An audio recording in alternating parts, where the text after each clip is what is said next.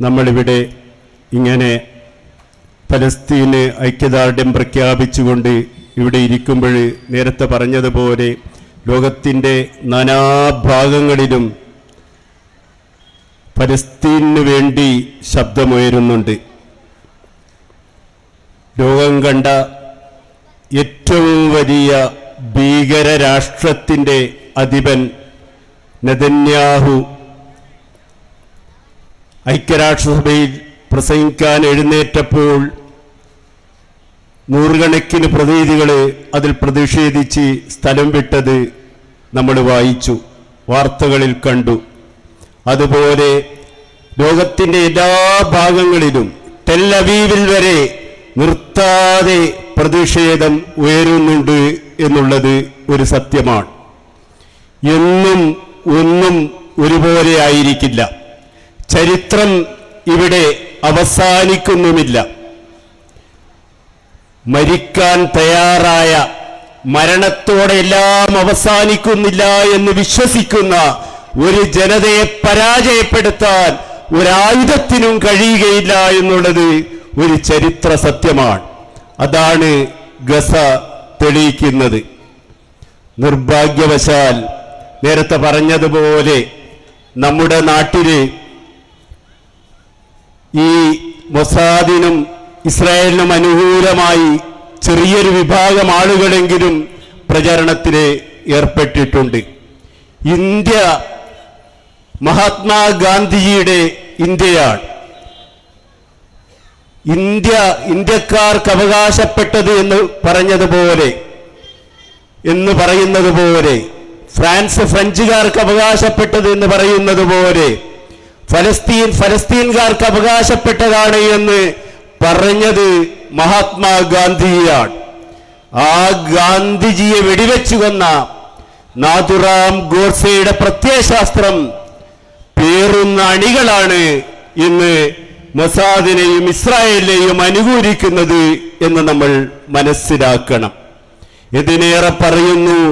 നിങ്ങൾക്കറിയാം, വന്ധ്യവയോധികയായ M Leelavathi teacher അവരുടെ ജന്മദിനത്തിന് ആയിരക്കണക്കിന് ശിഷ്യന്മാരുള്ള എല്ലാവരും ആദരിക്കുന്ന ലീലാവതി ടീച്ചർ ഗസയിലെ കുഞ്ഞുങ്ങളെ ഓർത്ത് വിലപിച്ചപ്പോൾ അവർക്കെതിരെ സൈബർ ആക്രമണം നടന്ന ഒരു നാടുകൂടിയാണിത് എന്ന് ലജ്ജയോടെ നമ്മൾ ഓർക്കണം.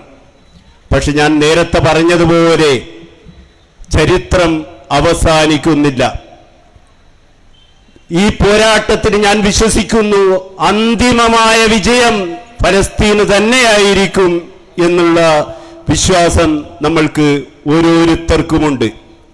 അതുകൊണ്ട് ഫലസ്തീനോടൊപ്പം നിൽക്കുക, ഗസയോടൊപ്പം നിൽക്കുക എന്നുള്ളത്, ഈ ഐക്യദാർഢ്യത്തിന് പിന്തുണ പ്രഖ്യാപിക്കുക എന്നുള്ളത് ഒരു കലാകാരനെ സംബന്ധിച്ചിടത്തോളവും ഒരു എഴുത്തുകാരനെ സംബന്ധിച്ചിടത്തോളവും അവളുടെ ബാധ്യതയാണ് എന്ന് ഞാൻ വിശ്വസിക്കുന്നു. ലോകത്തിന്റെ നാനാഭാഗങ്ങളിലും എഴുത്തുകാരും കലാകാരന്മാരും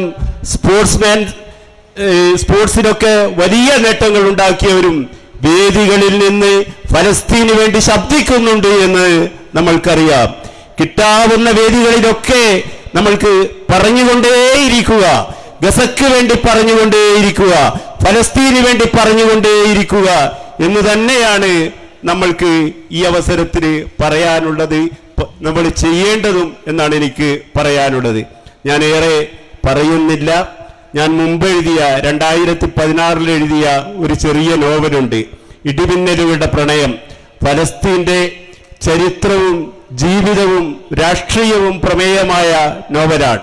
അതിലൊരു അധ്യായത്തിന്റെ പേര് ഗസ ഒരിക്കലും മരിക്കുന്നില്ല എന്നാണ്. വളരെ മുമ്പ് എഴുതിയതാണ്. ഇന്ന് നമ്മുടെ മാധ്യമങ്ങൾ അടക്കം പ്രചരിപ്പിക്കുന്നത് ഹമാസ് ഒക്ടോബർ 7 അവിടെ കയറി ആക്രമണം നടത്തിയതിനു ശേഷമാണ് ഈ കുഴപ്പങ്ങളൊക്കെ ഉണ്ടായത് എന്നാണ്. അങ്ങനെ നുണബോംബുകളും നമ്മൾ ഈ നിരപരാധികൾ മേൽ ബോംബ് വർഷിക്കും പോലെ തന്നെ നമ്മുടെ മീഡിയകൾ നുണബോംബുകളും വർഷിക്കുന്നുണ്ട് എന്ന് നമ്മൾ മനസ്സിലാക്കണം.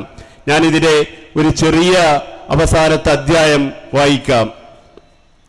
ശീതളച്ചായയിൽ ഒരു കഥാസായാഹ്നം. അന്നു രാത്രി അലാമിയ ഉറക്കത്തിൽ ഫർനാസിനെ സ്വപ്നം കണ്ടിരുന്നു. ഒരു ഫലസ്തീൻ പതാകയുടെ പശ്ചാത്തലത്തിൽ സുന്ദരനായ ഫർനാസ്. ഞാനും വരട്ടെ, അലാമിയ ചോദിച്ചു. ഫർനാസ് തലയാട്ടി. അതിനു മുമ്പ് ഫലസ്തീന് വേണ്ടി നീ എന്തെങ്കിലും ചെയ്യണം, അവൾ തന്നോട് തന്നെ പറഞ്ഞു. അലാമിയ ചില തീരുമാനങ്ങളിലെത്തിയിരുന്നു. ദൈവത്തിന്റെ മാർഗത്തിൽ പലായനം ചെയ്ത് രക്തസാക്ഷികളായവരെ അവർ തൃപ്തിപ്പെടുന്നിടത്തേക്ക് ദൈവം അവരെ എത്തിക്കും. അവൾ വിശുദ്ധ വചനമോർത്തു. എനിക്ക് നിന്റെ അടുത്തെത്തണം. നിന്റെ അരികിലിരുന്ന് ഹൗലുൽ കൗസറിൽ നിന്ന് സ്വർണത്തിന്റെ പാട്ട കൊണ്ട് പാലും തേനും മുക്കിക്കുടിക്കണം. അരുവികൾ ഒഴുകുന്ന തോട്ടത്തിൽ നിന്ന് മധുരക്കനി പറിച്ചെടുത്ത് നീ പോയതിനു ശേഷമുള്ള ഭൂമിയിലെ സകല കാര്യങ്ങളും നിന്നോട് പറയണം. അവിടെ എത്താൻ വേണ്ടി ഞാൻ രക്തസാക്ഷിയാകാം. പക്ഷേ ഒരു നിരപരാധിയെയും ഞാൻ വധിക്കുകയില്ല. ഇസ്രായേൽ വംശത്തിന് ദൈവം മുമ്പേ നൽകിയ ശാസന അവൾ ഓർത്തു. ഒരാത്മാവിന് പകരമായോ അല്ലെങ്കിൽ ഭൂമിയിൽ നാശം വിതച്ചതിന്റെ പേരിലോ അല്ലാതെ ആരെങ്കിലും ഒരു മനുഷ്യനെ വധിച്ചാൽ അവൻ മുഴുവൻ മനുഷ്യരെയും വധിച്ചതുപോലെയാകുന്നു. ഒരുവൻ ആർക്കെങ്കിലും ജീവിതം നൽകിയാൽ അവൻ മുഴുവൻ മനുഷ്യർക്കും ജീവിതം നൽകിയതുപോലെയാകുന്നു. അന്നു രാത്രി മുഴുവൻ അവൾ സ്വർഗം സ്വപ്നം കണ്ടു.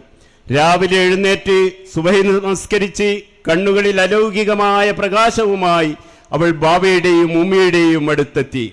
ബാബയും ഉമ്മിയും ഉറക്കത്തിലാണ്. അവൾ അവരുടെ അരികിലെത്തി രണ്ടുപേരുടെയും നെറ്റിയിൽ ഉമ്മ വെച്ചു.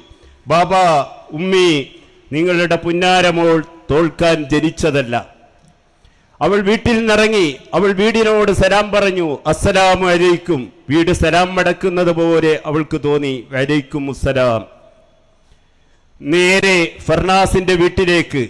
ഫർനാസിന്റെ ബാബയും ഉമ്മിയും അവിടെ പ്രതീക്ഷിച്ചതുപോലെ. നീ വരുമെന്ന് ഞങ്ങൾക്കറിയാമായിരുന്നു. അവർ രണ്ടുപേരിൽ ആരോ പറഞ്ഞു.